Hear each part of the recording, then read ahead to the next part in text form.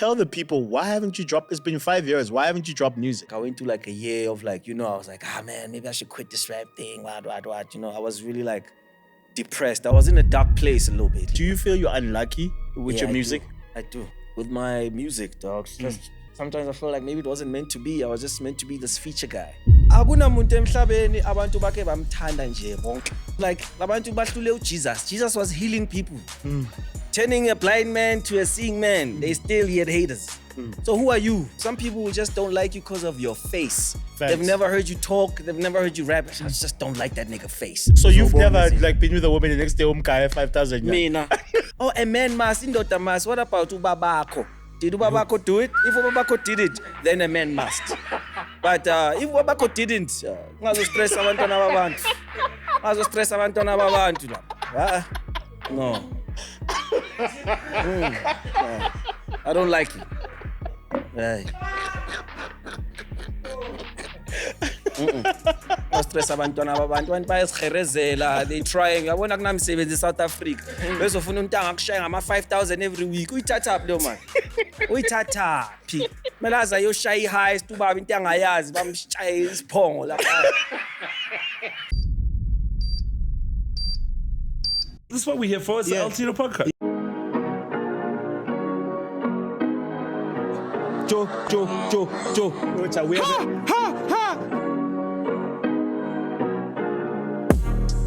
Why am I the host? Umuntu angidm is Lil Wayne, Rick Ross. Let's go. Right, y'all. So this episode has been one of those ones that's been like the longest awaited. You know what I'm saying? Since we started with this podcast, from the very first episode, people have been asking me, when is this guy coming? When is this guy coming? The real reason why you guys haven't seen him, he's been scared. You know, he's been, before we started shooting, I played a Mobb Deep song, Shook Ones, you know?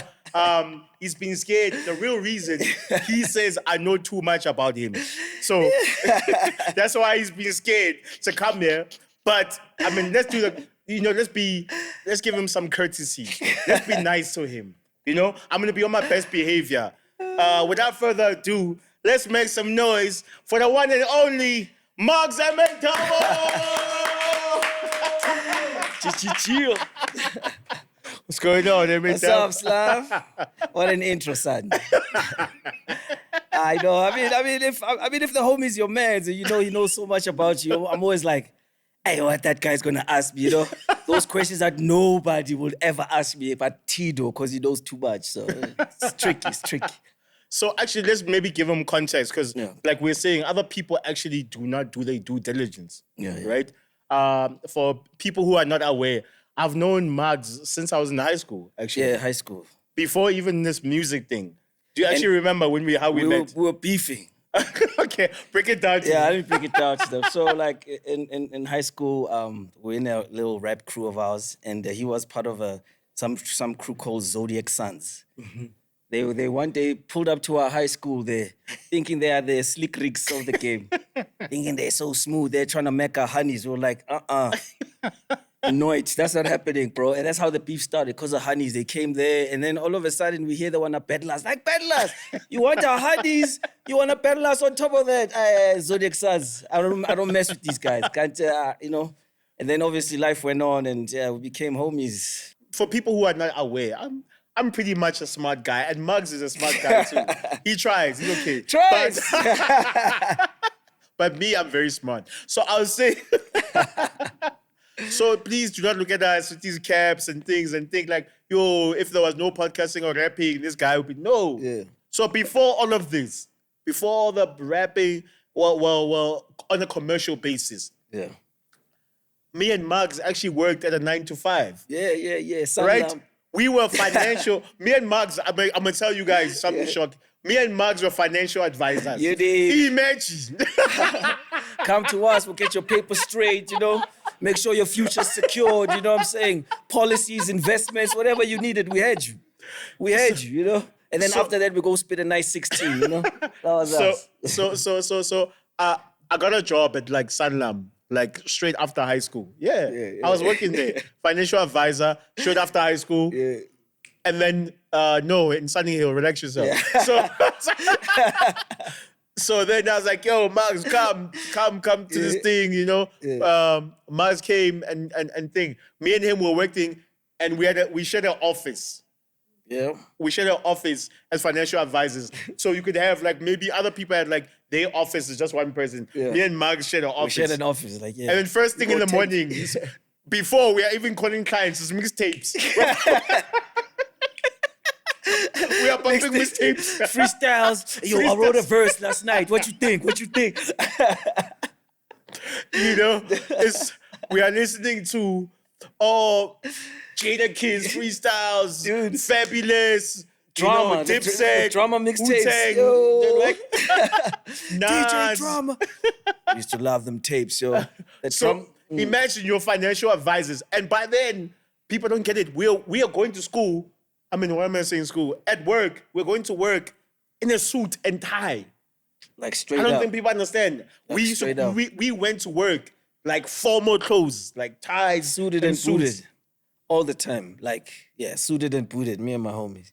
That's a crazy. And then when we used to leave work and go to the studio in the same squambans. We'll find rappers there we don't know and they are dressed as hip hop thinking they are so nice. Like, oh, really? Turn that mic on, say, Bonisi. These niggas in suits, they are nice. Like, you better recognize. You better recognize. That was around the same time we met Bangani Fasi Yeah. and Deleuze and Fasi Records. Yeah. Because we went, first time we went to Bangani Fasi studio, me and you were in suits. Yeah. Definitely. Most definitely. Do you remember that? I remember. Please share if you do remember. Yeah, I remember, you know, like that whole thing, you know, coming from work. Yo, let's go to this guy Bong's studio. Let's go see what's popping. Yeah, then we went there. And Josie was popping at that time. Yeah, they were gaining momentum. Matino mame. Yeah, they were on. So like, yeah, and then obviously when we pulled up, you know, they judged us a little bit when we came through. You know, they charged us. They were like, these niggas in suits. What's they swag? You know. But then obviously when we started working, making the music, you know, they got the picture, you know, and then obviously we started coming there after work every day. We go to the studio. That was our religion, you know. Every day after work, go to the studio. We leave around 7, 8, go back home, you know, freshen up for the next day, work after that studio. That's why I'm not trying to listen to. I feel like some of these like kids are lazy when it comes to the music in terms of like that instant gratification. We were working at 9 to 5, like straight from high school, working at 9 to 5. Straight after the 9 to 5, we are going to studio. So we are working from like 8 in the morning until 2 a.m. 2 a.m., yeah, because sometimes we'd leave the studio there at 2, like regretting, why did we even drink? Because now tomorrow's going to be a Then long we still day. have to go to work. Yeah. We sleep for 4 hours and we still have to go to work the next day. That's how it was, bro. That was like a crazy. That's what I'm saying. If you want something that bad, you have to go out and go get it. Go get it. And especially like now, like the climate is so like nicer for these newer guys because there's all these streaming services and all these things. You don't really need much, you know, to get your music You don't need out. radio. Yeah, I don't need like a lot of things. As long as you got like You don't need know, a co-side. Yeah, you don't even need a label, bro. Yeah. You can drop yourself. As long as your song has motion, you know, it will do numbers. You know what I mean? As long as your stuff has motion.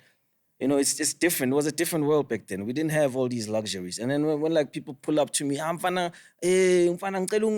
dog, with all these things at your disposal. Though that's one thing I used to take my pride myself in. I never went to no guy who came before me was like a bigger act, like about WHP, begging for like features and shit. Like, cause I always told myself, bro, like, I'm gonna get them my way, and then these guys will wanna work with me. That was the mentality, you know, bro. And that's how it's always been. I'd be like, I'm not gonna bother these guys. Already made, you know, they've been in the game, they've done their work. Then feature. No, let me work, and then let us be in the same room a few times, and then it's easier for me to say, come, let's work, my guy. You know what I mean? And a lot of guys don't want to do that. They just want, I want to feature the fanciest or The biggest guy. or the biggest guy or whoever has motion right now. Without you Then I having think, value. Even. yeah, That and it's doesn't like, make sense. and it won't last long because like nowadays a whole lot of music is like chippies, you know. Yeah. Uyayidla manje, uyayidla. After that flavor iphelile, you are still chewing, but flavor's gone, you know. Mm-hmm. A lot of these, like that's why,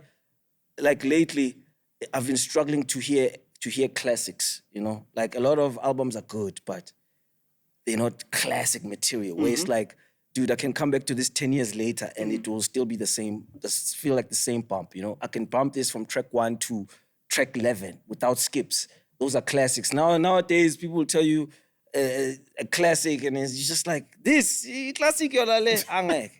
I know myself, and you know, we also pride ourselves in being like our ears are like well versed in terms of hip hop. We listen to everything. Like there's nothing we don't listen to. I give everybody a chance, bro. I don't care what walks of life you're from. I don't care what country you're from. If I think you're nice, you're gonna get played in my car. That's as simple as it Niggas is. don't know we're like real hip hop historians. Like from the most underground, like to the- the most commercial, like most underground. Niggas don't know that's. But we'll get to that. Yeah, we'll get yeah, to that. I want us to run through the story. Yeah. We had Fussy Records. Yeah. We started making records with the homies, and then automatically you start working on the album, Yeah. right? Yeah. And at the same time, the Les is working on his album, his first solo album. Okay. A lot of I know people where this don't is know. We on Fire. We on Fire Yeah. was a song that was supposed to be on Maggz's album. Yeah. It was not the Les' song. It was supposed to be a song that goes in your album. Yeah. It was supposed to be my first single. The first single of your. First single out. And then one night, we're chilling in the studio. Lance pulls up to me. He's like, yo, let me holler at you. All right, what you need? What you need, big man? What you need, Unc? Let And me this holler is at you. Lance Ghetto Rough. Yeah, for Lance people Take watching. It Rough. He's like, I know that you know that Les's album is done. I'm like, yeah, I know it's done. It's in the process of production or whatever. Like they're producing the CDs at the time, you know. And then he's like, but here's what I feel. I feel like this song should definitely be on Les's album because your album will take. I think your album is gonna take time, you know. And by the time the song drops, it might not have the same feel and the same flavor. Let's rather drop it now on Les's project and whatnot. And obviously at the time, me and Les were building a relationship. I was like, no, he's the homie, you know. And obviously I didn't doubt the talent. Like, no, we'll make more. You know what I mean? I'm not gonna hold my whole life on one song, you know. But obviously I didn't think it was gonna take a life like that. You know what I mean? And then it just took a life of its own. Then it was just like, got us like flying all over Africa, going to perform everywhere. Like, yeah, it got us plugged in. That song. I was sad. I didn't make it to studio that day. I was like, man, my chance of blowing up is gone forever. After that song, I don't think people understand. We on Fire. When that song dropped, it was like, bro, it was an explosion. Dog, an explosion, dog. Like, I think that was one of the songs that made Africa pay attention to South African hip hop. Facts. Because a lot of like the guys from the rest of the continent, like Nigerians or Tanzanians, every time they'll come here, they'll like wanna collab with us or they invite us there for shows and stuff, you know. So we ended up like traveling Africa just because of that song, and obviously also because of Josie's strength as well. You know what I mean? Josie had a lot of also bangers and strength, but that song was always like, that's how I ended up traveling with them, you know, because that's a song that they wanted, you know, to be performed, and you know what I mean? Good times, man. Good times, man. That was an era. That Like, was an era. I don't think people understand like that era of like South African hip hop. Like we were like, bro, in studio 24/7 making music. Like Bro. 24/7. And remember at the time how we even recorded the song like this, sitting down on the couch because we had no booth. Yeah. We'd just sit down and like, or sometimes, you know, you're like, okay, there's no, like the seats are taken, there's probably girls sitting there. And another thing, Tell them about the studio. like, yeah, the like studios. the studio, like another thing, I know like artists have different ways of recording or whatever, but when you used to work with us, there was no preference. We'd say, okay, I need everybody out the studio, it's my time to record. There was no such a thing. When we are all there, we are all there. So there's no booth. So only when they record, then they'll have to be like, everybody silence. That means the girl that you're trying to make on is right there. You got to do the right thing, you know. Make sure that you perform at your best. Otherwise, you know what I mean? Like, So basically, what Maggz is trying to tell you guys, we used to have to record in front of like 30 people watching you. Yeah. In one room. All in one room, just stacked up. The like studio wall to was wall. always packed. Wall to wall, bro. Wall to wall. Every day the studio was packed. Different energies, different situations. Sometimes it's a bunch of guys. Sometimes it's a bunch of girls, you know? And Talking about girls, like most girls who are in the industry now have touched that studio. Like when I look now, I'm like, damn, used to be at that studio. Studio she sessions. touched it in my hand.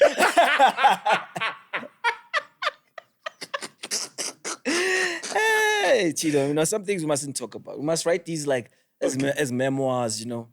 You know, show them. Like when these girls are like older now, we can write memoirs. Like, oh, remember your favorite celebrity? Used to spread ngadlala. I mean, talk about isinkwa. You know, like back in the days, you know, because sometimes they used to pull up to the studio and we send them to the kitchen. Like, used to spread that. Sinkwa again. I'm saying because we used to send them to the kitchen. You feel me? Maggz, you are like, No, I'm talking about bread. What you talking about? Man, get your mind out the gutter. I'm talking about bread. Kulanga single. okay. So at that time, so you were working on your album, and then we're still doing the Kliss Gang thing. So the Kliss Gang thing fell apart, basically. Yeah. Do you remember how that fell apart? I remember how it fell apart. Those two other members betrayed us, you know, because at the end, this game became a duo. Shout out to my boy Paige, shout out to my rap, but they betrayed us. And you know what's the saddest thing? They told us through social media, you know, that I still feel some type of way about that. We couldn't even get a call like, yo, fellas, let's have a sit down, you know, we gotta, you know, tell you this. We don't want to be part of Kliss. We saw it on social media as the fans were seeing it. Like, yeah, I've just taken this decision that, this movement, what. Like, oh, okay, all right, bro. You know, but we're still homies. It's still love. It was just back so then. Kliss Gang is officially just me and you. It's a duo right now. They know what time it is. We gotta drop like a duo. Kliss album or something like, You know like a what I'm Kliss. Like, You know? Yeah, I know. Hey, crazy times, man. But I mean, yeah. Also, I think maybe it's because Morel and Pages were part of the Benjamins. They with Cypher, so they wanted nothing to do with us. They found a new avenue. No, that was before. I thought that was the same around the same time. I think the real reason, we've never spoken about this. I guess maybe let's just speak about the public. We've never addressed this ever. Kliss Gang broke up because they said everyone was concentrating. Apparently, I was concentrating on my solo career. That's what I got from things. And you were concentrating on your solo career. Yeah. So apparently, that's why Kliss Gang broke up. That's what the other members felt. Yeah. But everyone was. Exactly. So because everyone had a mixtape, a tape, or something. That's at the why time. I don't get it. Because we all dropped music, and then certain songs obviously blew up, and then another person's performing or whatever. So I don't get it. I don't get it either. Like, that's the excuse. Nah, bro. I just know how I felt when I saw that message on. Was it Twitter back then? Was it Facebook? Twitter was not a thing, man. Yeah, Twitter just was started. It Twitter? Was it just started? Yeah. I was like, Facebook. I don't remember, but I remember there were some paragraphs that were sent to us. We were not tagged, but, you know, we saw the commotion, the trending, what. Oh, I think it was also Pages. That's the homie. I think it was Pages who's the one who sent out that kite on social media. You know, and then they left, and then me and Tito were like holding the bag, calling each other, hey, Manje, they didn't tell you. Oh, God, yo, this is crazy. What you do, man? What you do to them niggas? I didn't do shit. What did you do? You know, so that's how the crew really separated. You know? But yeah, man. But funny enough, we're still homies till today. You know? I've never held no grudges against anybody. It's always been love. Like sometimes you just have to understand that we're not on the same page at the same time. Sometimes, you know, we are reading different books. Sometimes, not the same Sean Pages. The same time. Yeah. Yeah, you know what I'm saying? So we're different, we are reading different books sometimes, and it happens. So. It is what it is. It is what it is. Do you think we addressed the Kliss Gang thing fully? Yeah, people unless fans want to know, I don't know what else. They want to know about them diss songs about stay scheming, you know? Oh yeah, It was- at the yeah, time yeah. we so I was beefing with Keenan at that time. Yeah, the homie. You know, and people obviously know that Keenan became like a very close friend after. But at that time, Beef was heavy. beef was heavy. Beef was heavy. Me and you recorded a diss to Keenan, Yeah. and me, you, and Ricky Rick. Yeah, We remember. People don't even know actually. Also, Hey, like Ricky, that's the best holleration on a song you'll ever hear. Ricky doesn't rap, he just talks, but they're talking. It was putting niggas in their place, like nicely. No, Ricky was special. He was sizzling on that thing. also it's important that we actually mention that Ricky was part of our journey. Yes. Someone that we also met early in the game. Yeah, I don't think it's out there like that. Nah, it's not. It's not. Like they don't. There's not enough of that history of us with Ricky. You know, sometimes people want to see pictures, they want to see whatnot, but it's like, yo, we had a whole life with Ricky. Like before Ricky was Ricky, like we lived with that guy, dog. Like Ricky, dog. So many stories, like, yo, like, man, some of them are too personal. My nigga's not here, so I can't even say them right now. But yeah, we lived a life with Ricky, man. Remember even that song we did for your you. Oh yeah, that was crazy. Yeah, that was a crazy song. A lot of music we also recorded with never came out on albums too. Yeah. You know. True, a lot. Yeah. A lot. And especially because like at that Bongan Fasi, a lot of people don't know how much. We used to make so many songs. Like as we were explaining earlier, we used to be in the studio every day, and every day would make a song. And not one, sometimes 3, sometimes 4, sometimes however many.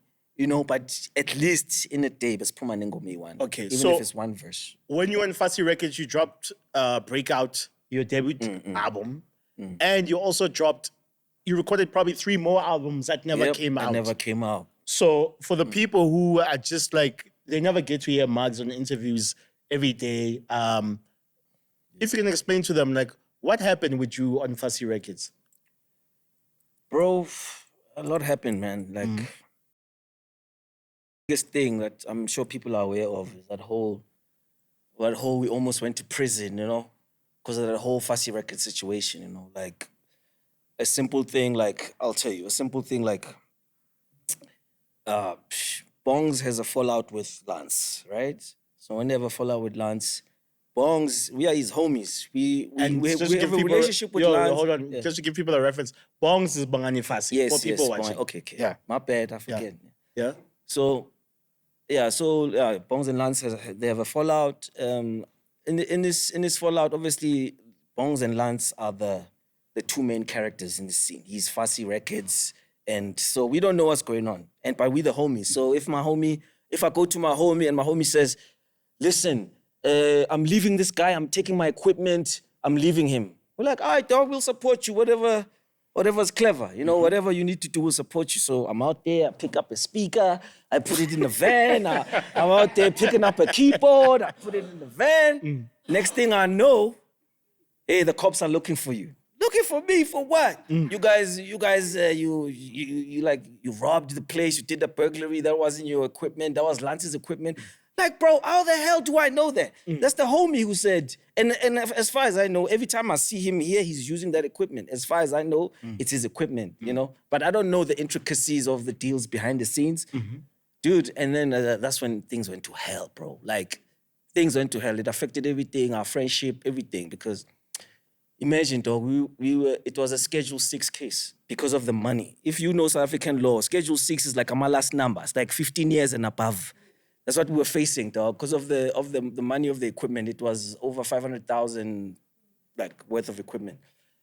So we were facing all of that. Now we're like, dog, I'm facing that, going to court. It's crazy now. Now it's just crazy times, you know? Like this is when like the homies need to lean on each other. But hey, you see now, Bonga's starting to move funny now, you know? Like, dog, we're in this because of you, bro. You know? We're in this because of you. I didn't even snitch on you. When the cops came, I'll tell you the funniest story. I've never told this in public, but it's the first time I'm telling you how I actually got locked up. I was at one of our homies, Mixtape Matala. He had an apartment like Sasaning. Shut up, Madala. Madala.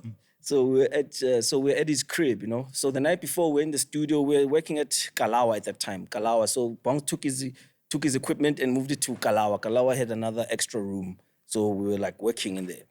Everything is fine. The night before I was working.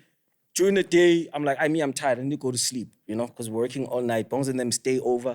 I go to sleep. I go to Matala's crib. Matala's crib, we're there. The boys are there doing their thing. Around 6, 7, the boys come back from the studio. No? Then when they come back from the studio, Bongs is like, Maggz, can I ask you a favor? What's the favor? Since you've been sleeping and we're tired, these guys, they want the key for the studio because we left with it. Can you and Tessa please go take the key and go give it back to those guys at Kalau? I'm like, oh, okay, cool, we'll do that. Hop in the whip. Like, plus I'm fresh, hop in the whip. When I get there, can't just a sting. Soon as I get there, when they call Bongs, they wanted Bongs to come there himself so they can arrest him. But I don't know how much those come kitela or bizamina. And then when I got there, obviously, the next thing I'm like, I just see cops hopping out of trees with R5s. Dude, I couldn't believe what was happening. R5s. Hey, when I check out the car, I'm like, what the fuck? Yo, bro, what's going on, bro? Okay, cleaner there. I'm on the floor now there. Plus, I'm in shorts. I just can't believe what the fuck going on. And I'm getting arrested. I got the R5s facing my head. Hey, dude, you know, and then obviously the rap street thing kicks in me. I'm like, I don't know where that nigga is. They ask me. That's why I was so disappointed with the homie, how he behaved. Because I'm like, dude, I know exactly where you were. If I was a bitch-ass nigga, I would have... Sorry, you'll cut that. No. We keep it real on the show. Oh, okay. All right, listen. So if I was a bitch-ass nigga, I would have said, that nigga is in Sunning Hill. Let me take you guys and show you where the hell he is so you can fetch him. I did, and I said, I don't know where the homie is. Since Ahambil, I don't know where he is. Me and Tessa kept it G. They locked us up, took us to the police station, the whole 9 yards. We still didn't say where the hell he was. We kept it G for him. And then all of a sudden, obviously the case started. Then it was like hell. Then obviously you just start to see everything was fine. We were sharing a lawyer, you know, which was a mistake. You learn in life, don't share a lawyer with your co-defendants. Because if the one is the one who met the lawyer before you guys, but can't betray fast just to save the one person's skin, you know? So we're sharing a lawyer as the case is going on. We can see that, the boy is starting to act funny, you know? He's starting to act funny, like we don't understand. We calling him, hey man, what's going on? When are we meeting the lawyers? He's not getting back to us. But we can see that he's also talking to the lawyer. Then we decided to call the lawyer straight. Then the lawyer told us a whole lot of other things. Bong said, I must take care of him before anyone. We were like, what? All right, listen, I called Tessa. I said, Tessa, time to change our strategy. I'm going to get a different lawyer. It's up to you if you want to join with me or you want to get your own situation, but I'm not involved with that Bong situation. That's how I actually escaped. As soon as I got my own lawyer, my lawyer said, listen, let's just go to the man himself. I know this is not highly legal, but if you guys have some form of communication, try and speak to him because I'm sure he knows the story. And then like that, then I called Lance, and then Lance kept it G for me too, you know? It's like, oh, Maggz, I really know you're not really involved. Like, but why you put me in this? It's like, because I wanted bongs. You guys, but I'm like, you know, I wasn't part of this. And then Lance kept it G. He's like, don't worry, you know, I'll sort it out. You know, I'll get the prosecutor to like drop the case against you and Tessa. Boom, boom, boom, boom. I just wanted my equipment. I'm like, you know exactly where it is. You know I didn't steal your shit. And then that's how we got off the case. But imagine if like the state had taken it over and things like that. And now we're getting prosecuted besides Lance. And now the prosecutor just wants a case. And I'm like, 15, I could be only walking out now. You know what I'm saying? Konang Puma this year. You could have been saying free Maggie your whole podcast life. Free Maggz. Yo, my nigga's coming now. It's going to be a celebration. Dog, that would have been crazy because what people don't know, like, Maggz is my closest friend, you know? It's my homie. We've been homies before the industry and remained homies. I don't think there was a time where we actually beefed that we fought or we had a fallout or whatever. It ain't that type of time. And if when we do fight, we shit on each other. My nigga's quick to, Slam, I don't like what you did. I Slam, I'm sorry, my nigga, I'm sorry. It's important to check each other as homies. Yeah. That's crazy, bro. Like, where you think you're friends with someone and then they dog you out while you kept it real Dude, and you were loyal to them. I was loyal, dog. 100%, dog. I couldn't understand. That's why for me it was like a more of a personal thing. Like there's a lot of people I've had fallouts with, but we've managed to patch things up and be okay after. But with him, it's just tricky because it's one of those where it's like, dog, like you wanted to really send me to prison, dog. Like, and I was holding you down. It's not like this was my situation. This was your situation. And I was trying to be a loyal guy. I could have just taken those cops there to the crib and ended it all there that night. But I didn't. I was locked up in shorts, suffering. You know them jail blankets. Dianca, they got blood. Dog, they're itchy as hell. Bro, like sleeping in them things. Ubisa comes like a cheese boy. He's never he's shocked. What are you talking about? He's never smelled the blankets in jail. Yeah, Chima.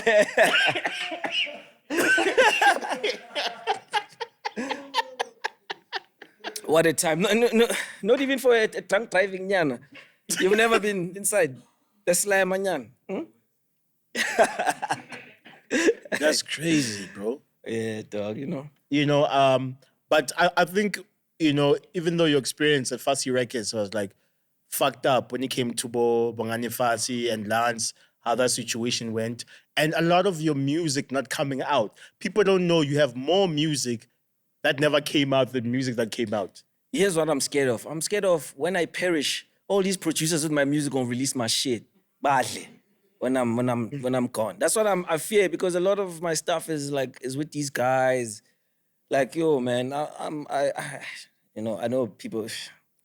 I think though we need to call Lance to release your first album on TSPs. Yeah. It needs to be on Spotify. Yeah. It needs to be on. It needs to be on. Funny enough, we had a conversation earlier this year.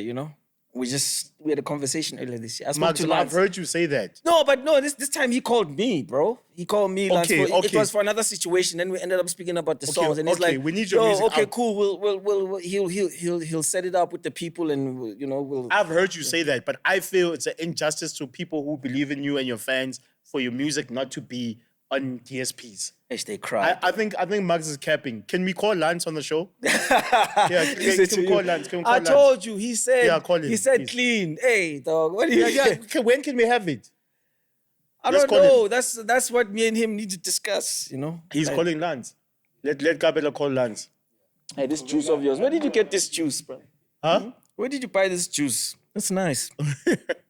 This juice is nice. Maggz, can you please ask him when can we get the thing?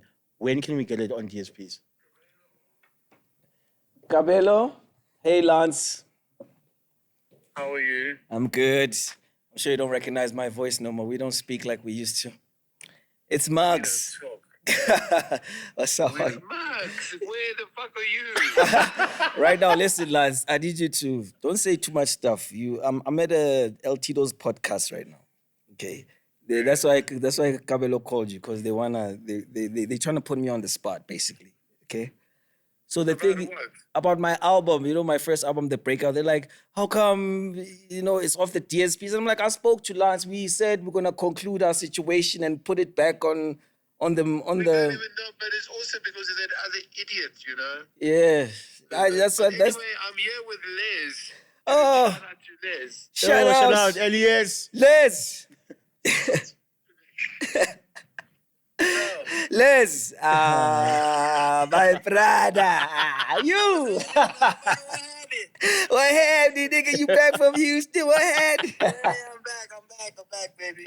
Nah, that's what's up. Now we gotta link up, huh? I'm here at L-Tido's podcast there. You live. You see this phone call is gonna be on them things. It's gonna be on the pod. Shut up, my man. Nah, you don't have to say about that. Elias, we need Hold on. we need Maggz's album on DSPs. I'm making that. We're trying to call Lance because Maggz has been saying he's going to sort it out and it's not getting sorted out. But he just said it's because of the other guy, the producer. I don't know. I don't know. Dog. I mean, Can we speak to Lance, Les, please? okay, God. Okay, God. Okay, so what do you want me to say? No, I'm just trying to see how can we proceed forward to get Maggz's debut album on DSPs. How can we sort it out? Who are we talking talking to? It's Tito now. It's L-Tido. Oh, I didn't know that you were the new Godfather. Yeah, you see. Who are you? Oh, I forgot you took over from Zolina.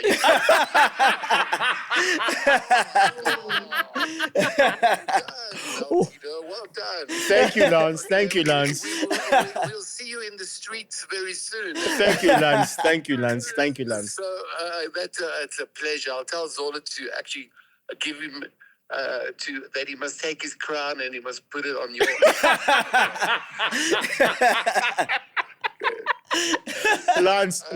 Lance, yes, Lance, please. We will endeavor to make sure that his album is up in the next 2 fucking weeks. Thank you. Lance, Well done. thank you so much. Thank you so much, Lance. Thank you. Thank you. We love you, Lance.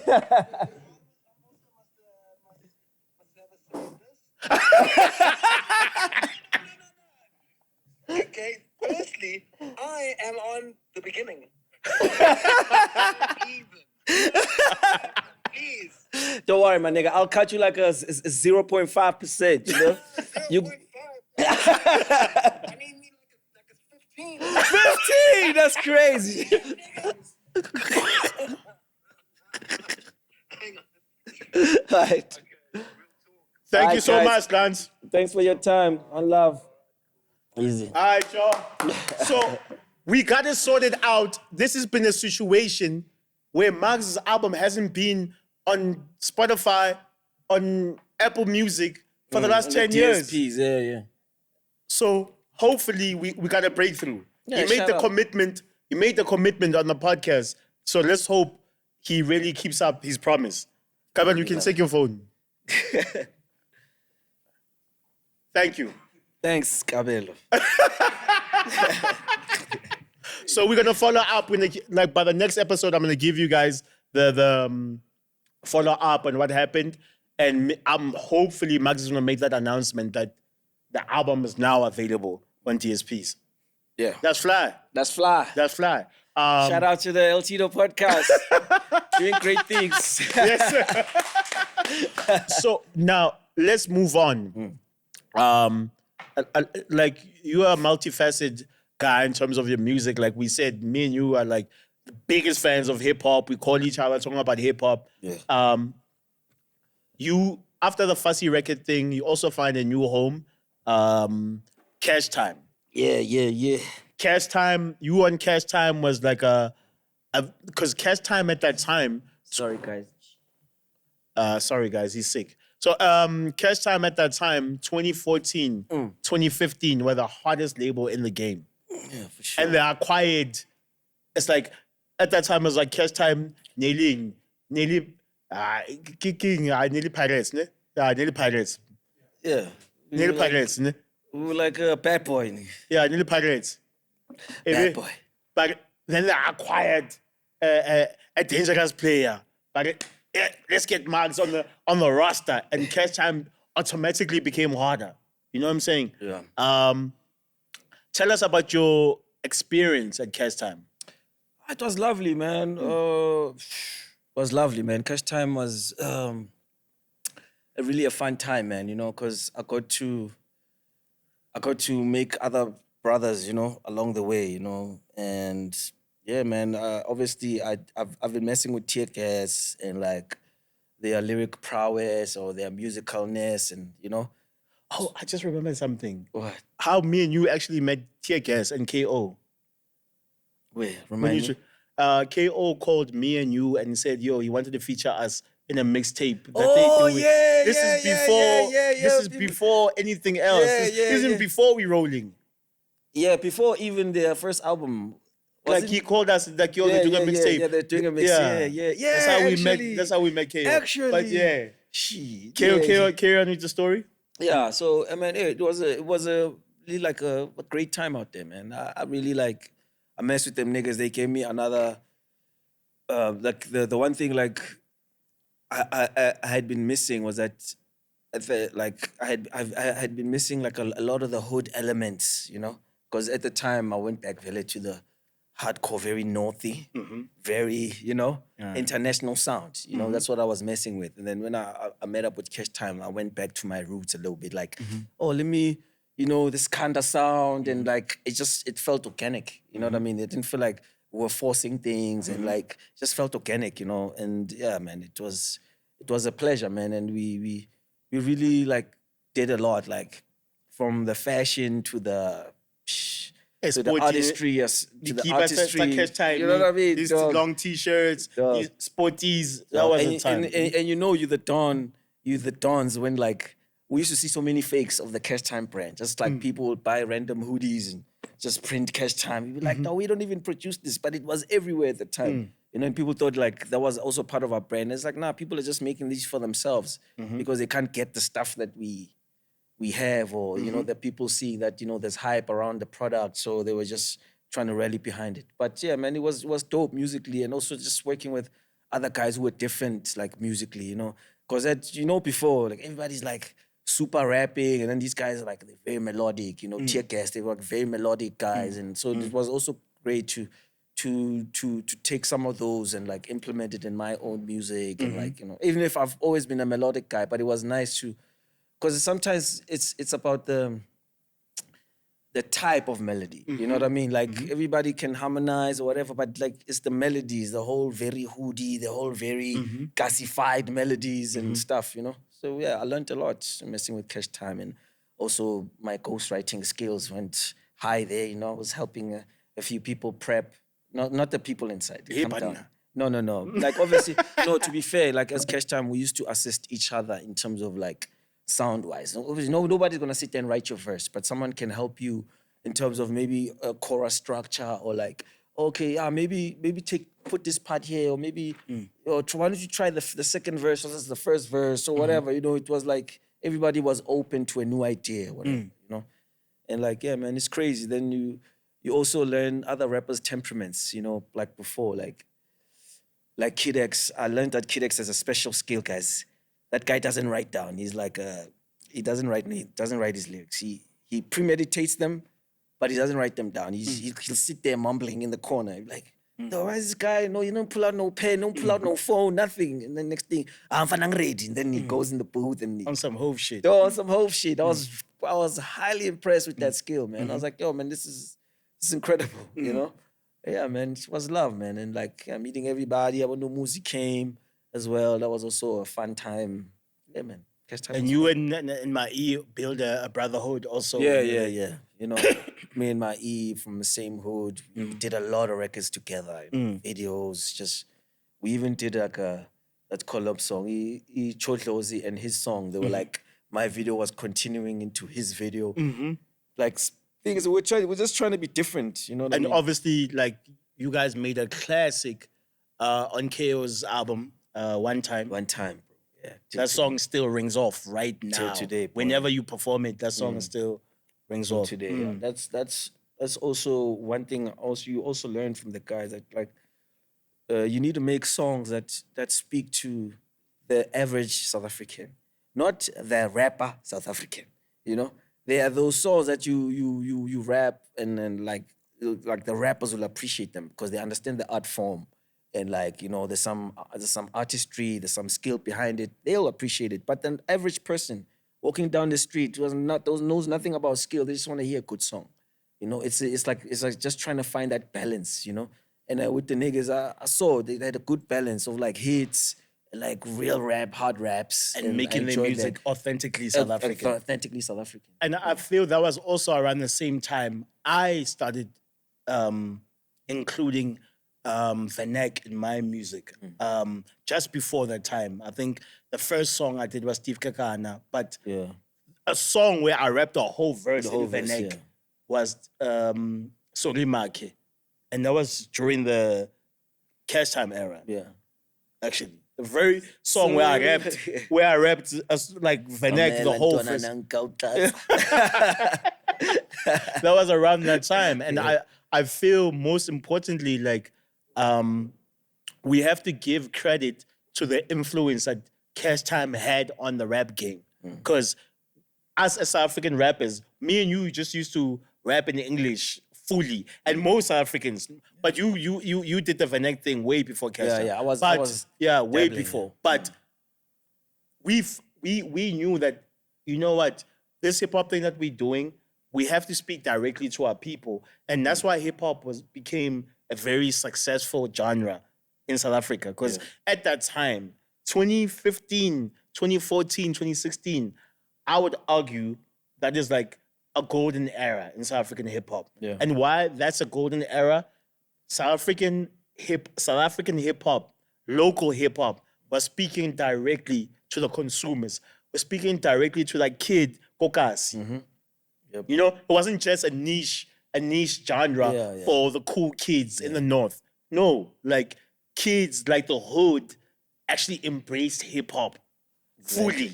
That's what I'm saying. Like when someone would play a house set, then after that they play hip hop, but the energy will remain the same. Exactly. That's when we knew, okay, we're starting to conquer now. You know what I mean? Because like people are starting to appreciate these songs. Like even the other songs that we did that were dope, they were not getting played in the spaces where the people were. You know what I mean? Sometimes they'll be played in clubs, and it's like, no, I want to be played where the people are, or at the festivals, at the random shipping, because that's where the people are. You know what I mean? And like, hey, bro, it's just a different world. That's why, like, sometimes even with artists in South Africa, I'm like, sometimes don't be so consumed about what's happening in social media and you think that translates to the normal South African. It's also different out there for there's another sort of market out there. That's the average South African who are not on social media, you know, who get their stuff through the old ways. And you know, there's also those people you have to consider, you know? And yeah, man, so, yeah. Facts. So then what happens when you're at Cashtime? That falls apart too. Yeah, dude. The whole label basically falls apart. What happened at Cashtime that you were actually never dropped the album under Cashtime? I didn't. A lot of people, yeah. I dropped it under Mabala Noise, imagine. That's crazy. Crazy. So before we get to Mabala, why didn't you drop an album under Cashtime? So initially when I came in at Cashtime, we had a meeting of the minds, a consensus, some sort, to say, okay, cool, guys, let's have a roster of how we're gonna drop. You know, like, let's all put our energies around every person who drops, so we don't all drop at the same time. So that's why, like, KO was the first one out the gate, and we put all our energies behind him. That's why when you see when we used to perform or wherever, would be out there just supporting the overall package, so it looks like a bigger thing. You know, sometimes it looks better when it's a movement than when you're by yourself. You know what I mean? It's better when it's a movement, you know, because people have a lot more options and a lot of stuff to like, you know? So, yeah, so we're going to put our energy, obviously we put it behind KO, things became successful, and then the next part was supposed to be like Easy and Kid X, and then I was going to be me, you know? Because obviously, to be fair, they recruited me last per se in the crew. They already had, obviously, TKS and Cashtime Life was, Cashtime Fam was under them. So they recruited Kid X. And so it was going to be, so I understood the roster was going to be the fourth one. But unfortunately, by the time my chance came to kick in, things were just not okay anymore. You know what I mean? There's like all these underlying beefs that we're not really understanding. You know, there's like, you know, things have shifted a little bit. You know, we used to roll in the same bus. Now there's two buses. You know, it was like little things that affected the overall camaraderie. You know what I mean? But it starts by little, because everything we used to do together, like, dog, we go to a hotel, we all get the same level of room. You know what I mean? Nobody's getting a higher room than the others. We are all members of the same, doesn't matter. And then obviously there's some individuals that were included in the camp, and then they had their own ideas, and their ideas had something to do with separating KO from the rest of us, and that created problems amongst the crew. You know what I mean? Because like, How did they separate KO from the rest of it? no, like obviously now he was like things like she was and it wasn't him, because I would speak to KO and it wasn't him. It was just obviously people would feel like, okay, he's the superstar right now. Okay. You know what I mean? So he needs to be treated like a superstar. He's got his own bars, got his own hotel. Now we got a Cashtime set, and KO takes 30. We share the other 30. So it's just, just started being like something else. You know what I mean? And obviously then there's Like you guys are in a 4-star, he's in a 5-star. yeah, Okay. type of element, and obviously these little things create problems. You know, like you don't recognize them. They're not big things in the beginning, but they're small things that bubble because everybody there has an ego. Everybody feels they're somebody. You know, they don't want to be treated in a certain way. They don't want to be felt like I'm second grade to whoever. You know, I'm always first grade in my world, and then obviously then these things started creeping in little by little, and yeah, they created problems and tension amongst us. And obviously as time went, we just decided to dissolve the whole ensemble, you know, even if it was like going great, but that's what it led to, you know what I mean? But I mean, I don't personally blame KO because this wasn't his ingenuity. It wasn't him saying, I want to be treated like this, make me step away from the guys. It was the other guys seeing from their perspective, what they thought, maybe in their heads, like they thought this looks better, but not underestimating the kind of problems it's creating in the background. You know what I mean? Like, but you're just seeing the overall picture. Oh, this looks great, but what is it doing in the background? It's planting little seeds that are nasty seeds. You know what I mean? So, but yeah, man. At the end of the day, we dissolved it, but it was all love. I got to understand where niggas were coming from, and yeah, they got to understand where I'm coming from. Like, okay, guys, I've been sitting on this work, this album, thinking things are not gonna happen, you know. And I was kind of felt some type of way because that was when I just dropped Vaye. And Vaye, I was supposed to do a whole media run for Vaye, and then nothing happened for me. Then Vaye sit there, and then I dropped Vaye. There was no media run, no radio, whatnot, because we always used to do like we were one of the first crews to do like a radio tour. You know, we'd go to all the 9 provinces and we are just doing radio. We go to do all the 5 biggest radio stations in that province, sleep over. Then the next day move to another province, do 3 radio stations, the big ones, then sleep over, move over. Like, it was real. So I didn't get to do that for my project, you know, and then it suffered. So by the time I had signed to Mabala and like, I was like, should I shoot a video for Vaye? It feels old now, you know, I've dropped it a long time ago. Let me just try to do something else. Kanti now Mabala noise, they're also in problems. Hey, I was like, but those lambs singing Ningfunani, like, why? Problem after problem. Go to Mabala now, it's also separating. I'm like, this wasn't meant to. Do you feel you're unlucky with your music? I do. And, you know, a lot of people will accuse you of, Maggz doesn't care, Maggz is lazy. Like, dog, if you knew how much shit I've recorded, it's just that sometimes the situation. I mean, obviously sometimes, because I'm a Virgo, you know, I'm very anal or I want my things to be perfect, you know. Anal Yeah, move on, dog. Like, hey, Tito. Like, I want it to be perfect, but at the same time, I'm not trying to be a slave to my perfection. But every time I'm trying to be like, every time I'm at the precipice, like, saying on the edge, I'm supposed to drop, then something crazy will happen. Something crazy will happen, like the label, something happens with the label, something happens with the producers. Even my last project, I was gonna do a whole new sound I was trying to introduce. Ready, everything on the go. And then I fell out with the guys, you know? And it's not like, and I know sometimes people are like, but Maggz, you are the common denominator. I promise you, I am not the problem. I promise you, I'm not the problem. Like, these situations vary from each other. It's not like, it's like egos and what, they vary from each other, but there's always just been that whole thing. That's why sometimes, you know, these African things, you must believe in them, guys. Keep all these things. We don't know we're carrying them. Sometimes life looks okay. Every time you're about to hit the pinnacle or go to the next level, the devil holds your foot down. And you're just like, I don't understand, bro. What else am I supposed to do? And then it's like a whole nother year lost, a whole nother project gone. And it's like, because of who I am, like, I don't want to drop this music anymore. This is 2-3 years old. I want to do something new. Then it's like, I'm starting again. And sometimes you also need inspiration again. Sometimes you're not motivated because all these things are also happening. Just like, shiny project, food. By the time you drop, this time. You know? That's how I've always felt like what has gone wrong with my music, dog. Just sometimes I feel like maybe it wasn't meant to be. I was just meant to be this feature guy, you know? Wasn't meant to be, bro. I just cause it's starting to feel that way. Cause like how do you explain all these things happening all the time? You can understand once, twice, like that was just hard luck. But like when it's like it's consistently like this. Every time I finish a project or I'm about to finish, something crazy is gonna happen. You know? Like even now I'm working on a project. Ngiyasaba ukuqeda. Ngoba ngaqeda la. Ta. But at least this time I'm not signed to anybody. I'm doing my own things and you know, and whatever. You know? Maybe But that was a solution, you being independent.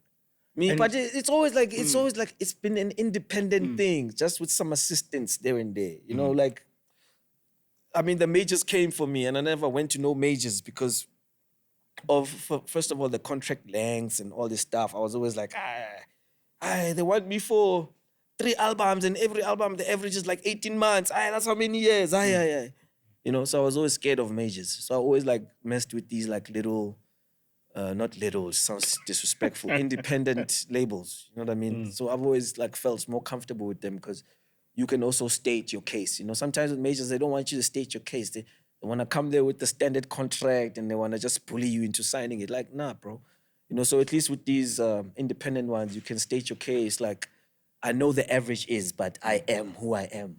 Give me a little bit, some higher. Then you are happy, but then sometimes the problem with the independents, sometimes their budgets don't stretch that far. You know what I mean? Unlike a major, the budget will stretch. They'll put you where you need to be to succeed. You know, with independents, you kind of have to find your own way, and they have to assist you. If they don't assist you, the road feels way longer. You know. So yeah, it's been tricky. This rap thing, it's been tricky, and I have so much music. Like I have so much music. That's why I know. Maybe I should put this life. When I die, all my royalties must go to my family, bro. You guys, you producers, I'm not 100% also taller with things I've rapped. I know my music is there. You are just waiting with bated breath. Ngathi. Okusalayo, fun. And another thing, I also hate like reusing my verses. So once I've done the song, I feel like it's done. I don't like to take a song, rap it on another beat. Like, that's not my swag. I'd rather just write something totally new for the new beat and a new situation. That's crazy. Like, you spoke like maybe you were supposed to be the feature guy. You know, and like people know you for, obviously, like, you have the same, like, trajectory as, like, a Jadakiss. Like, whenever you hop on a verse, you batting. You have the best verse in the song. You know what I'm saying? You've done a lot of crazy verses. Like, is there a verse that stands out like this is like my favorite? No. First of all, I am my worst critic. So I know sometimes half the verses that people like, I'm cringing.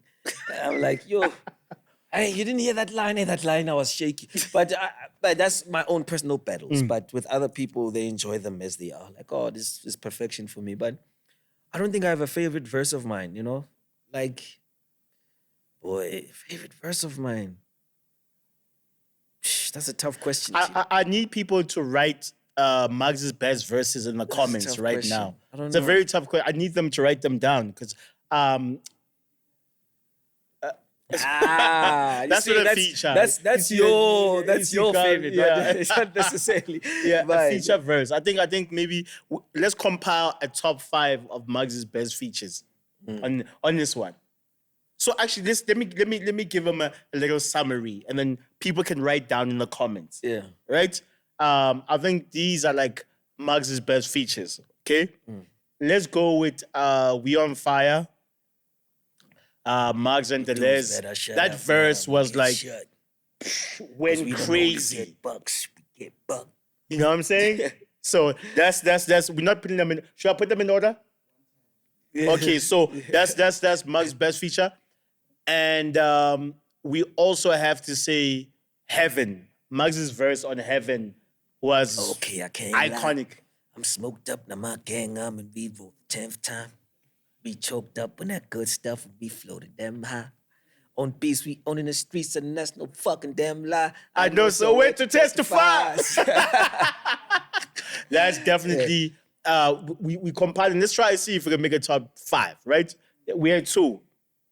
Damn. Number 3, right? But because I know you so well, there's so many verses, like the best verses that are not commercial, that are not out there. Yeah, but that we sounds talk, like you know too much, we're talking about like verses that people actually know. Okay. Like everyone knows. Yeah.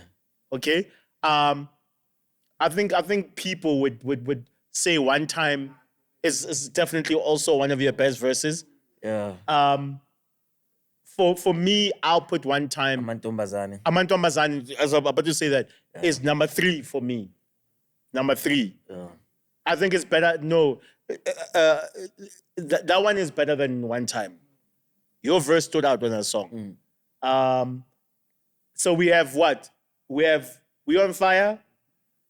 We have Heaven. We have Amantombazane. And then we have One Time. And we obviously have to have I've been in the dungeon cooking up that real stuff. Real stuff. Yeah. Also have the older stuff, like Abu Celebrate with Pro. That was an iconic record. But we're talking about like, that's why I even said you have a lot of those. But we're talking about songs that maybe they are more commercial. Like Celebrate is like first time people heard you on a record. Yeah. Pretty flowers. I don't even But remember. I think that's a top 5 that I can live with. So let's put that 5 together. If you guys think I'm wrong, write in the comments what you think is a best Maggz verses 5. Yeah. Yeah, that's Tito's options, guys. Do you have? Is there something I left out that you think? I don't know. I'm trying to think. Like, features. I mean, like, I've done, like, even with Les, I've done so many songs with Les. With you.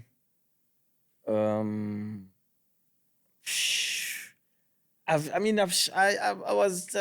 done a lot of features with a lot of guys. Even Ginger Trill. I like that song we did. Now let's since we had the feature thing, let's actually expand the conversation a little bit more. Now,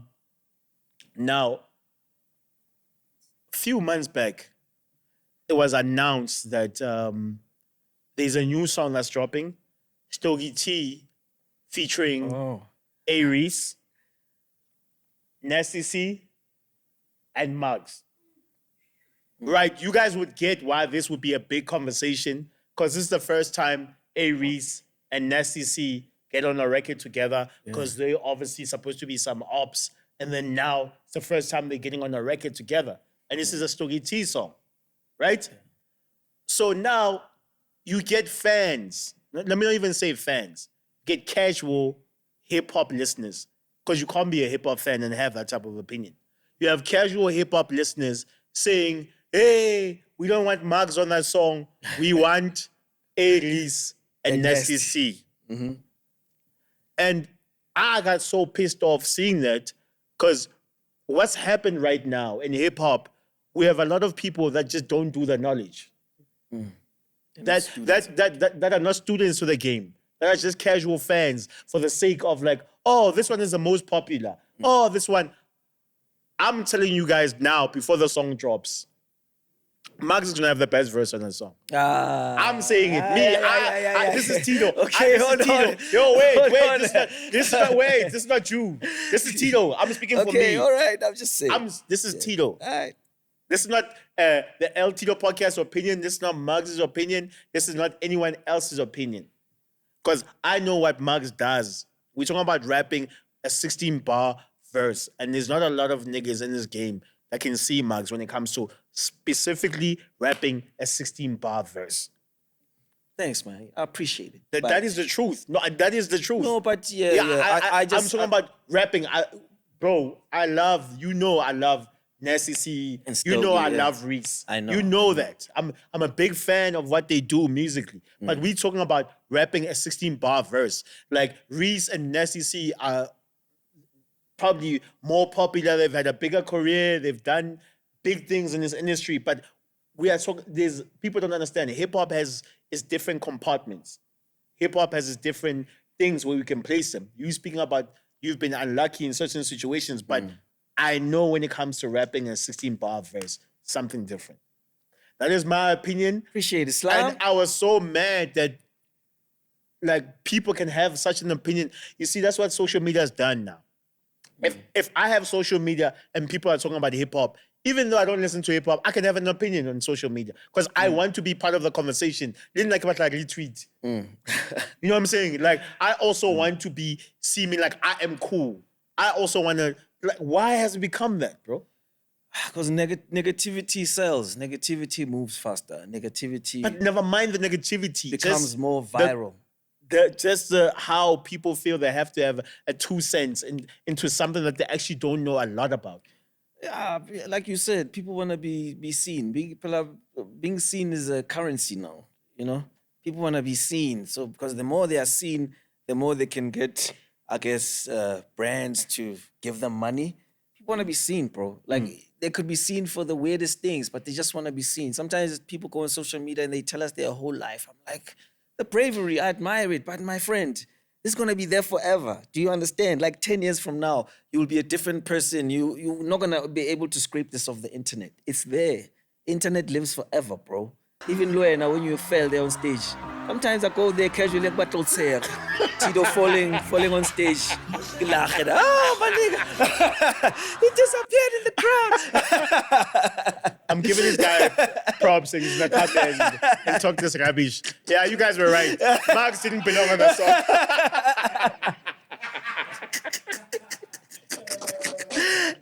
You see the...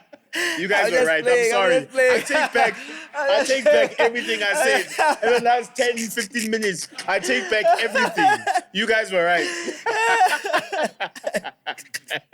But those are precious. Those are precious things, man. Those are precious things. Like it's fun, man. You know. Yeah. I think. Yeah. I mean. And I just spoke to Stogie T just before we started shooting, just to give people an update. That song is actually about to drop now. Soon, now, soon. That's clean. I can't wait to hear the full thing. I can't wait to hear the opinions of the masses. Yeah, they'll come for us, you know? They'll come for us. I'm never scared. Come for me. Yeah, they'll come. One thing, let me tell you something. Yeah. The greatest advice my mom told me when I came in the game and she was starting to see that I'm being serious. She goes, akunamuntu emhlabeni abantu bake bamthanda nje bonke. The best advice. She's like, labantu bahlule Jesus. Jesus was healing people. Turning a blind man to a seeing man. They still yet haters. So who are you? You just rap. You know, you just rap, dog. Like, you think everybody's gonna like you? No, bro. Some people just don't like you because of your face. They've never heard you talk. They've never heard you rap. I just don't like that nigga face. You know, just some people are just like that. So I've accepted that. That's why it's better to just focus on the ones that fuck with you. That's it. The rest can go kick a ass. Facts. Fuck them. Even if they celebrate. Facts. While we're on this conversation, what do you think about the state of the game locally? Locally? Ooh. Yeah. Before we speak on it locally, I just seen reports. This is the first time in history hip-hop, this is like now globally. Hip-hop it's not in the top 40 on the Billboard charts. This is the first time in 36 years. First time in 36 years. Hip-hop hasn't been in the top 40. Yeah. Let's have a real conversation about this. Let's do it. Like, you know, how to have a real conversation without some other people feeling offended, you know? I know there'll be rappers listening, like, I can't believe Maggz said that, but listen. You must understand where hip-hop came from and what hip-hop was to people, you know? Hip-hop wasn't just a genre for good times only. And I think that's what the new sort of music is making hip-hop like a party genre. It was never that. Hip-hop was the introspection genre, the one genre where people could rap about poverty and whatnot. Every other genre, it's love, it's heartbreak, it's, you know, R&B, your soul, you name it. It's heartbreak, it's matters of the heart, mostly. Hip-hop was the first one to kind of branch out and do, also, okay, I'll give it to rock as well. You know, rock does the whole darkness, you know, will come out and see the light, you know, but hip-hop was the one that took a hood story and made it and romanticized being in the hood. Like, it's not so bad out here. It's not, you know, like hip-hop does a lot. And I feel like a lot of the music now is so disengaged with the normal person. That's why I think it's struggling. You know, it's not. It doesn't speak. Dog, we used to have songs like "Dear Mama."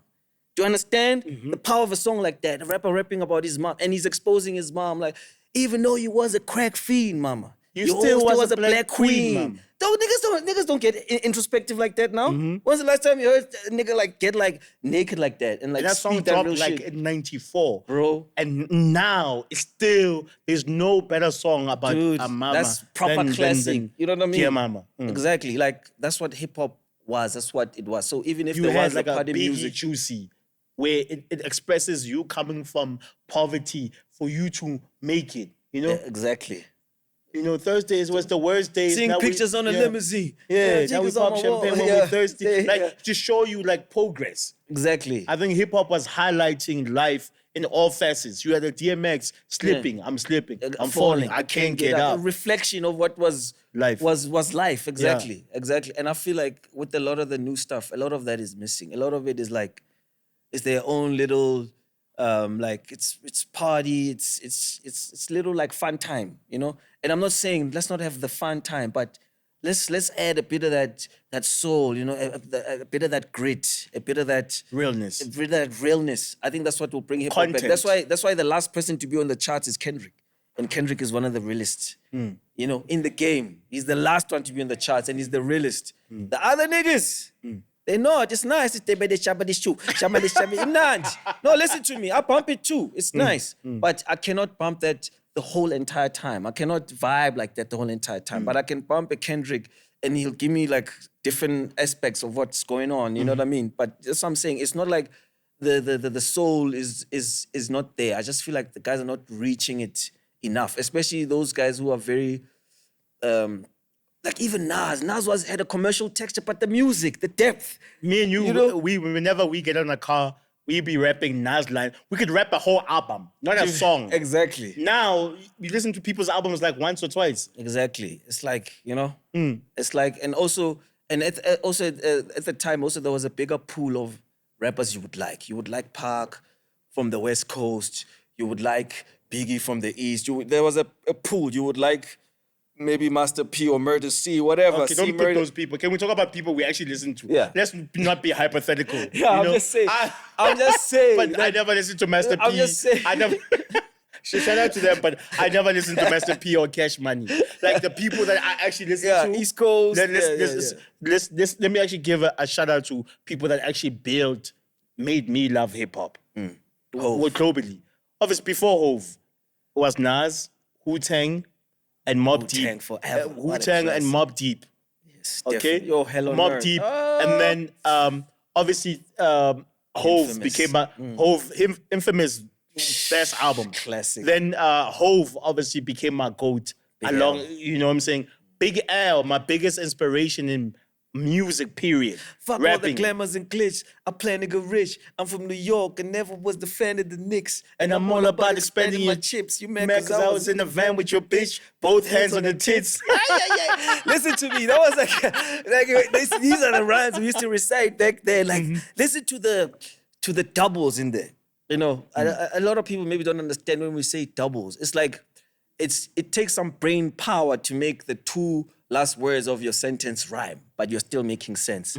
So let me use Because them the as an average example. listener would listen just to the one rhyme. Yeah, They're you not hear picking up. glitz, rich, nicks. See, you won't hear fuck all the glamours and glitch. I plan to get rich. I'm from New York and never was the fan of the Knicks. And I'm all about expanding my chips. You mad because I was in the van with your bitch. Both hands on her tits. You feel me? That's doubles. And a lot of that's like the proper rap skill. When a nigga's got that, you kind of like, you have the fundamentals. You know what I mean? For me, that's how I sometimes, okay, this nigga nice. And then it's about what you say in the doubles that makes you even nicer. You know what I mean? Still making sense, still got the flow, but it's all these schemes and intricacies and metaphors and similes. It's still, So we are Big L. Yeah, we gave Big L such yeah. what a dope rapper. We're giving him Big L. We went down to the Jada Kiss, Fab, Kiss of death. Dipset. Ooh, remember those tapes with Weezy? You know what I'm saying? This when Weezy started becoming a dope. When Weezy started messing with like Dipset. Yeah, that's those when days. Lil Wayne became a monster. Yeah, he became a monster then. Yeah. Cam, your favorite. So yeah, you Killer know, Cam. And over time, then you see guys who are still carrying on the tradition. Me and you are big fans of like Griselda records. Yes. We listen to a lot of Conway. Our favorite guy. It's the butcher nigga. And my favorite rapper now, Stove God Cooks. That's, Stove God Cooks Stove is nice. It's too much, And we've always also loved like just music in general. Like even the other niggas who are popping in the East. That's why we could. In the South. That's why we could say Wayne is a GOAT. Yeah. Eminem is a GOAT. Yeah. Hove is the GOAT of all GOATs. He's the greatest of all time. Top 5 dead or alive. Yeah, I know a lot of people are not Hove fans because, and I see that now on the internet. It's like it's cool to hate on Jay-Z. It's cool to hate on Jay-Z. I see that. They like a lot of people just like I be like, boy, like you guys don't like. Do you listen to music or do you just skim through it? Like Hove has a line for every situation in life. Say That's that how again dope because that guy is. we always say that again. They're not listening. Do you listen to music? No, not that part. What? Hove has. Hove has a line for every situation in life. That's how dope the guy is. So from you being a hustler trying to make it, or things are falling apart, your friend is playing you, your girl left you, you got a broken heart. I mean, I was song cry. I mean, come on. That guy is too much. You know what I mean? And I know a lot of people didn't like his voice. Same thing with Pro. A lot of people in the beginning, I don't like Pro's voice. Like, are you listening to the nigga though?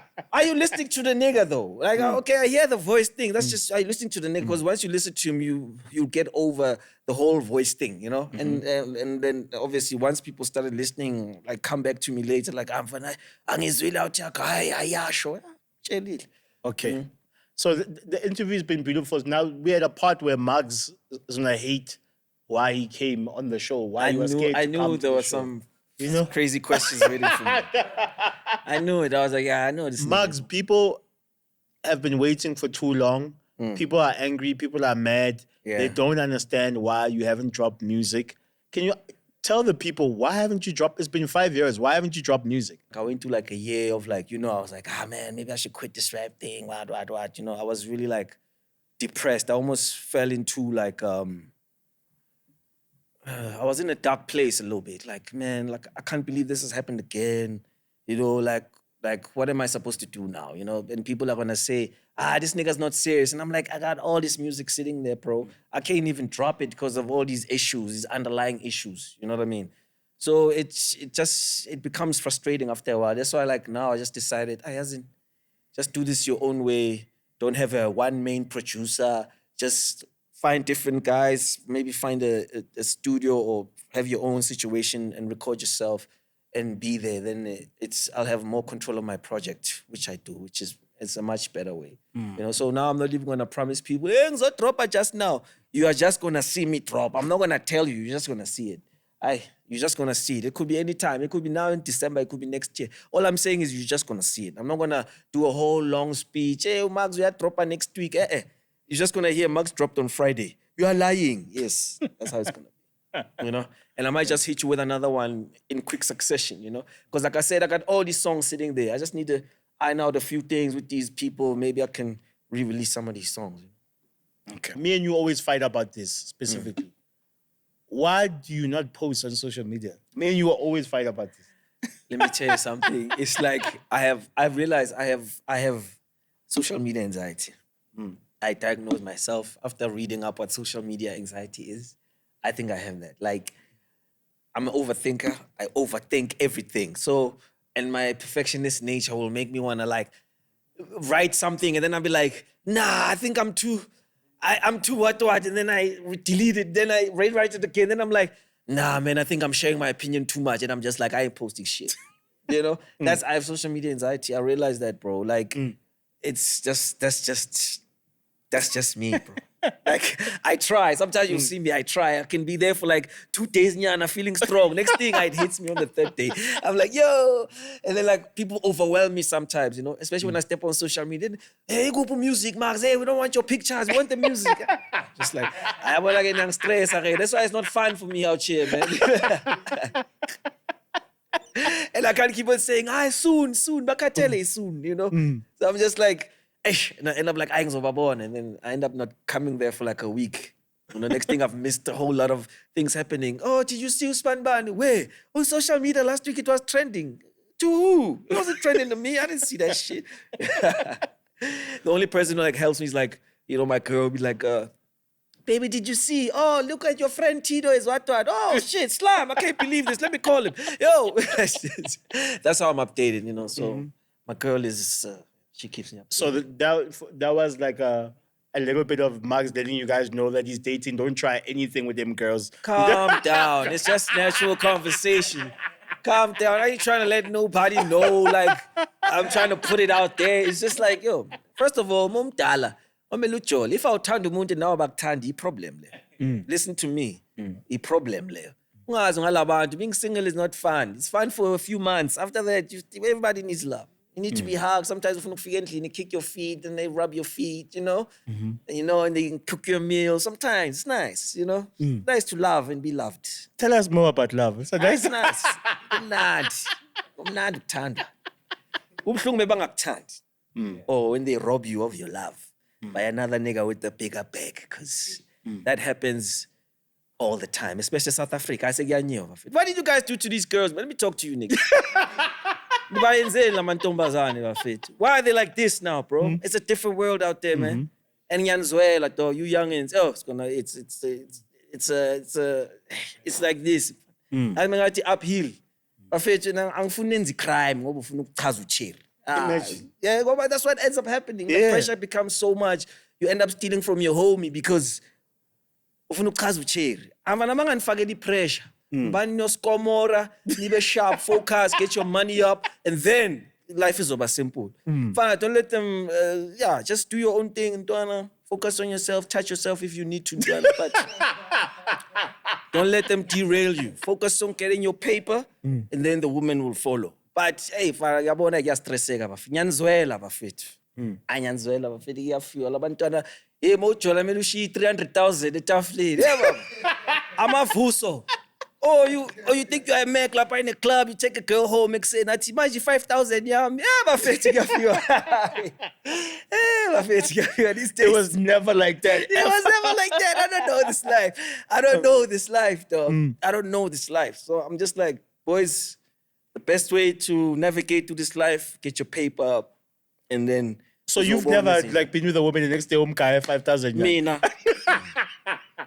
Sorry, ladies. Like, I mean, no. First of all, I'm never that desperate. First of all, you know, I treat my shit like it's gold, it's platinum. I don't just stick it anywhere. And yeah, man. So I preserve a lot of my sanity that way. Yeah. You know, like going around, no. And if you Mac, you're a Mac, dog. Like it's either me and the girl are feeling each other or not. There's no exchanging of funds. The only time I exchange funds is if me and her want to have a good time and I do it out of my own will. Not to go to ungcele ngiyomthengele iweave 7,000. No. Out of my own will. Yeah, but what's wrong with her saying buy me a weave for 7,000? Ungayiceli ngizokwenzela. Ungayiceli ngoba sengifila ngathi manje nge-ATM nyana ungayiceli ngizokwenzela. Oh, so you don't like a girl asking, you'd rather just I'd rather do it for you. Don't just rather let me do it. Then I don't feel like you're taking money from me. But if you're ngicela ukuthi, I'm aware. Sometimes I can see your nails is all fucked up. I'll hold you down. Don't be asking me too much, bro. Hey, this is a conversation book you shouldn't be here for. But dog, it's mostly transactional now. Like the women are seeing like them like saying this is what a guy needs to be doing for him to be adequate or to be able to be with me as a person.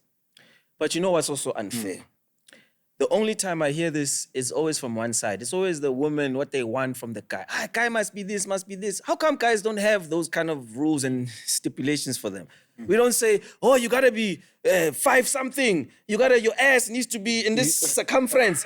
We have none of that. We just like, yo, if you fuck with me, we good. If in my eyes you're pretty and I like what I'm seeing, we good. I don't have all these things that now, and like, oh, a man must, indota must. What about ubabako? Did ubabako do it? If ubabako did it, then a man must. But if ubabako didn't, stress abantwana babantu. Stress abantwana babantu lapha. No. I don't like it. Right. Stress abantwana babantu bayazikherezela, they trying. Yabona kunamsebenzi South Africa.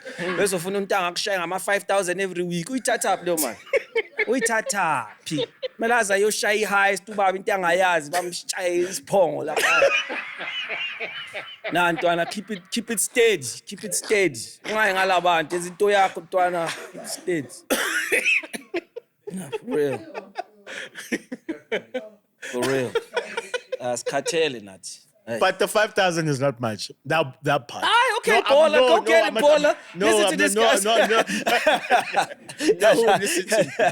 You know what I'm talking about. Yeah. The 5,000 every week is not that much. Where we have people now asking for ridiculous prices. You know that. No, it's like a bit of like high-end escort services going on, you know? Like, obviously, people are not speaking about it because like, oh, we are sharing, but it's like, deep down, that's that girl. That nigga's not her type.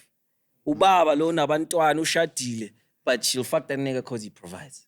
You know, he provides, whether he's paying for the apartment, whether he's got it looking right for the grab, a little Dubai trip there and there. That's why you never see the Balis there. You never see the girls posting their niggas. Oh, I'm in Dubai, oh my man. Hey, it's always them by themselves in the pool.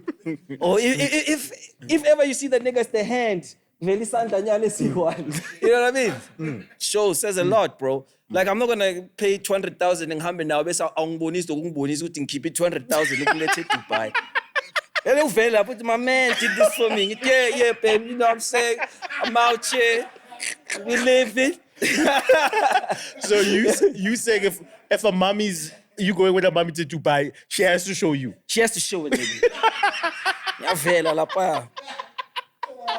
Did style, Why? Why must she show you?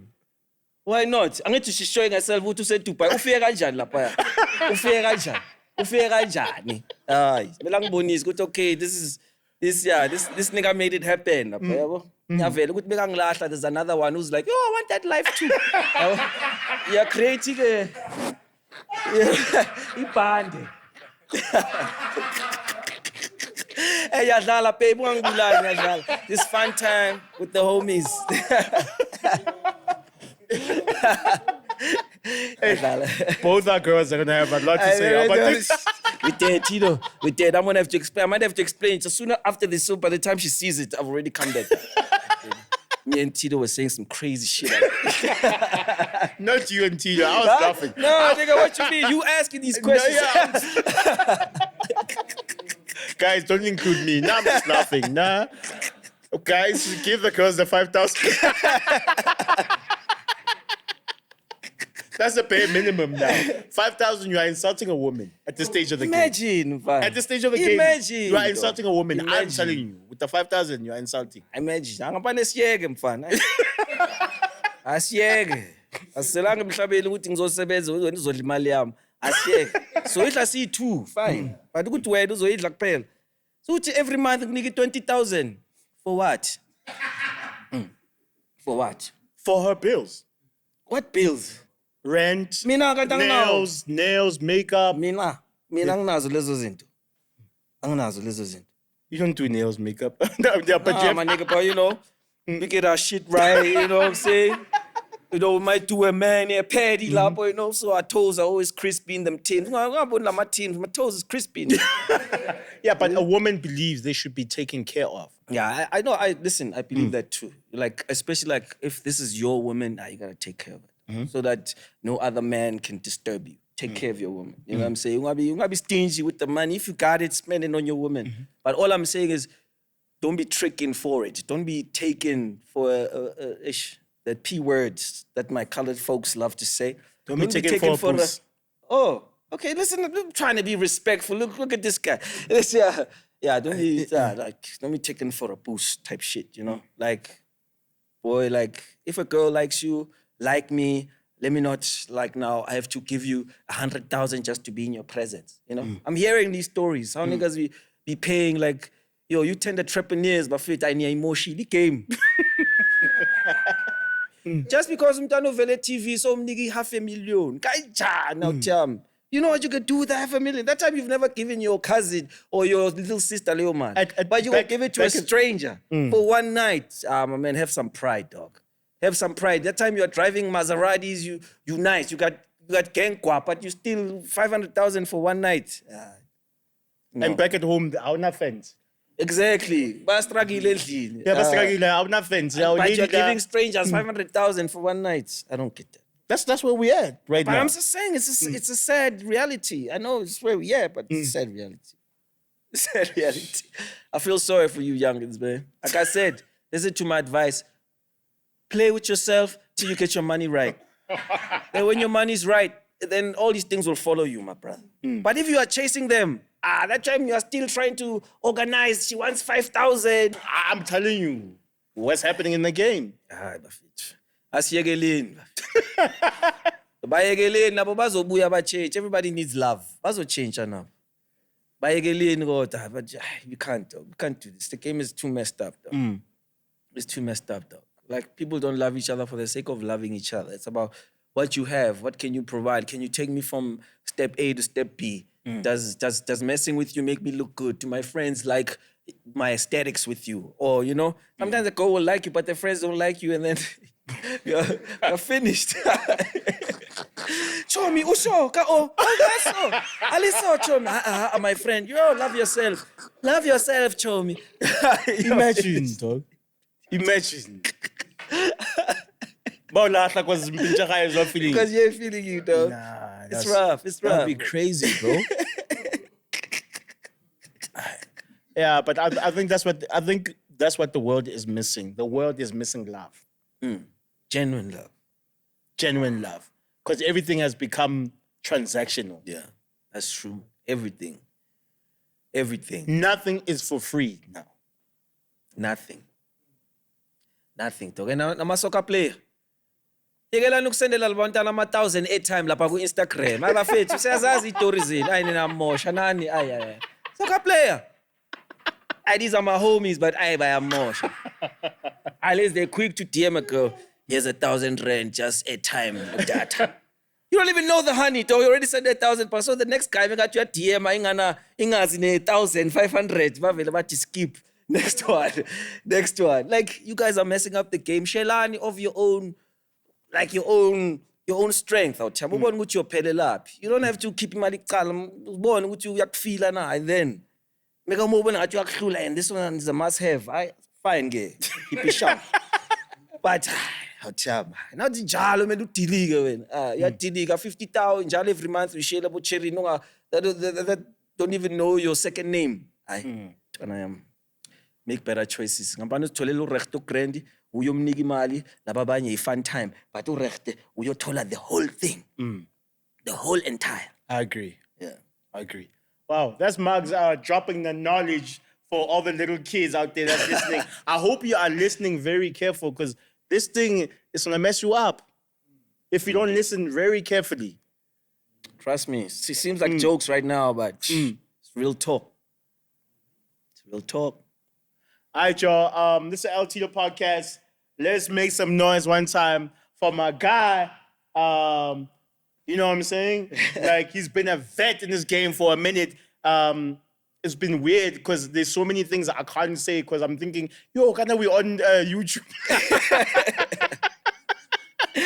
But there will definitely be a part 2. You know what I'm saying? To this interview.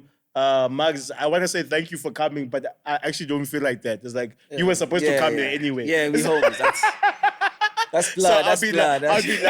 I'll be lying. telling my brother that. Any last words before we out? Yeah, I love you guys, and thank you for your patience. And by the way, listen, Tino, I'm plugging. Yeah. I got a website called Sponsor. Okay. SPONZAR. Sponsor, like someone who sponsors you. But what this website is about, it's about for you content creators. It's not about only artists, it's for content creators in general. If you're a content creator, I know that these days your money don't look right. You know, your streamings don't look right. You got 1 million streams, but the money does not make sense. You got 1 million people following you on TikTok, but the money does not make sense. You come to our website, you can put the same content, you just put it behind a paywall or something, and you name your price. Anything from 2 rand to whatever pleases you, you know? So you can take care of your fans, they can take care of you. They can come stream for 2 rand, you know, instead of going to Spotify, buy a stream, alapaya only 2 cents. Oza alapaya ubashaying 2 rand, 1 rand, and at least all that money is coming to you. And you get to keep 85% of all your profits. But we just take 15% just to maintain admin stuff. 85%, you are there, Ntoana, all profits. I go to 50%, yaku record label. Bese yaku publisher, leo 2 cents bakunika yo. So rather do that way if you want to make some money, you know.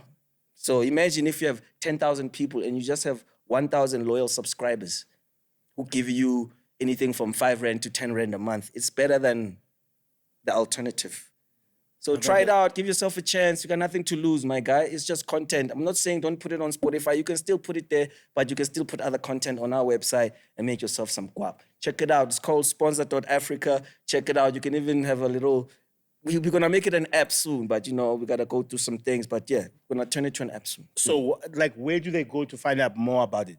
Sponsor.africa. Just Google www.sponsor.africa. Check it out right now.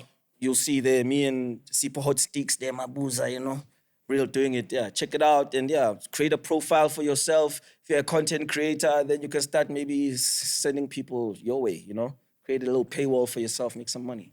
All right, y'all. That's dope. M.A. We out. Thank you, L-Tido Podcast and the gang. Yeah.